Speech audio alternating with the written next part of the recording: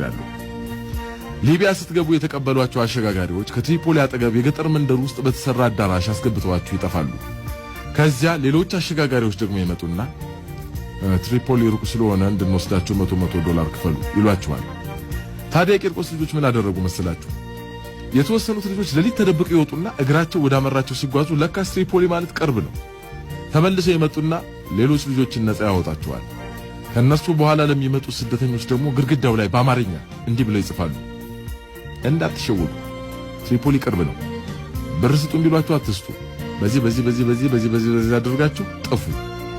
ይሄ ማስታወቂያ አያሌ ስደተኞችን ታድጓቸዋል። አይ የቂርቆስ ልጆች ነፍስ ናቸው እኮ። ትሪፖሊ ገብታችሁ የመርከብ ወረፋ መጠበቅ ነው። ክፉ ፖሊሶች ካገኟችሁ በመኪና ጭነው እንደገና ወደ ሱዳን ድንበር ወስደው ያስሯቸዋል። እዚያ እስር ቤቱ በጣም አሰቃቂ ነው። እዚያም ቢሆን የቂርቆስ ልጆች ካሉ መከራው ይቀላል። ከእስር ቤቱ ለመውጣት የገንዘብ ጉቦ ያስፈልጋል። ያንን ደግሞ ለማግኘት ወይ አስቸጋሪ ሥራ መስራት፣ ያለበለዚያም ደውሎ ከዘመድ ማስመጣት ያስፈልጋል። እዚያ